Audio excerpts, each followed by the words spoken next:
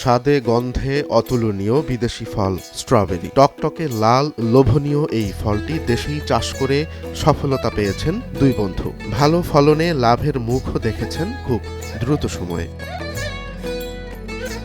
মোহাম্মদ দেলোয়ার ও মোহাম্মদ এরশাদ নামের দুই বন্ধু ছিলেন বেকার। ইউটিউব থেকে ভিডিও দেখে স্ট্রবেরি চাষ শেখেন তারা। এরপর আর পেছনে ফেরে তাকাননি, নেমে পড়েন অপ্রচলিত বিদেশি এই ফলটির চাষে। সফলও হন প্রাথমিকভাবে। শখের বসে স্ট্রবেরি চাষটা করার পরে ইনশাআল্লাহ মোটামুটি আমাদের এখানে কক্সবাজার স্ট্রবেরি মোটামুটি চাষ ভালো হচ্ছে। ফলন ভালো হওয়ায় খুব দ্রুত সময়ে লাভের মুখ দেখেন তারা। এখন তাদের ইচ্ছে সমাজে আরো যারা বেকার বসে আছে তাদেরকে স্ট্রবেরি চাষে উদ্বুদ্ধ করা। এখন আমরা সামনে উদ্যোগ নেব, আরো ভবিষ্যতে আরো আমাদের দেখা আরো অন্যজন করবে। আমরা নিজেরা চারা তৈরি এখানে করবো ইনশাআল্লাহ, চারা মানুষকে দিবিও। তো ইনশাআল্লাহ মোটামুটি আমরা অনেক ভালো ফলন পাচ্ছি। টকটকে লাল রঙের রসালো আর লোভনীয় এই বিদেশি ফলটি দেশের বিভিন্ন জায়গায় চাষ হলেও কক্সবাজারে প্রথমবারের মতো চাষ করতে গিয়ে অনেক বাধা আর কষ্ট করতে হয়েছে তাদের। তবে সব বাধা পেরিয়ে এবার সফলতার মুখ দেখেছেন এই দুই বন্ধু। এই স্ট্রবেরি চাষে অনেক কষ্ট, এখানে অনেক কষ্ট করতে হয় লোকজন নিয়ে।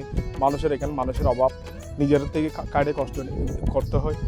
আমরা দুই বন্ধু ছিলাম, তো সবাই দুই বন্ধু কষ্ট করে জিনিসটা এতটুকু আসলাম। 20 শতক জায়গায় প্রাথমিকভাবে 1.5 লক্ষ টাকা খরচ করে চারা লাগান। ইতোমধ্যে প্রায় 1 লাখ টাকার ফলন বিক্রি করেছেন তারা। সামনে আরো বড় পরিসরে চাষ করার ইচ্ছের কথা জানিয়েছেন দেলোয়ার।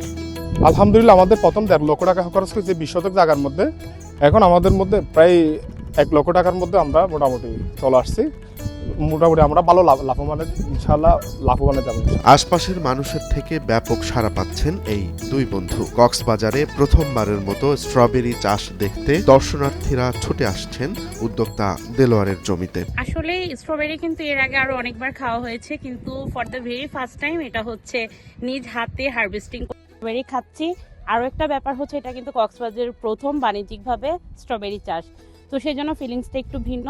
খুব বেশি ভালো লেগেছে, কারণ এখানে মাশাআল্লাহ অনেক বেশি চাষাবাদ হয়েছে স্ট্রবেরির, আর স্বাদও খুব সুস্বাদু। তো যারা চান অবশ্যই আপনারা আসতে পারেন, অনেক ভালো লাগবে। বিশেষ করে আপনারা নিজ হাতে যেহেতু হারভেস্টিংটা করে খেতে পারবেন, এটা কিন্তু অন্যরকম একটা অনুভূতি। প্রথমবারের মতো কক্সবাজারে কিন্তু একটা বাণিজ্যিকভাবে স্ট্রবেরির চাষ শুরু হয়েছে, যেটা আপনার অবস্থিত হচ্ছে উত্তর মহরীপাড়া লিংক রোড এলাকায়।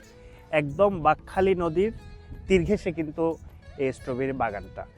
এখানে প্রায় মোটামুটি আপনার অর্ধকানি জায়গার উপরে স্ট্রবেরি মাঠটা করা হয়েছে।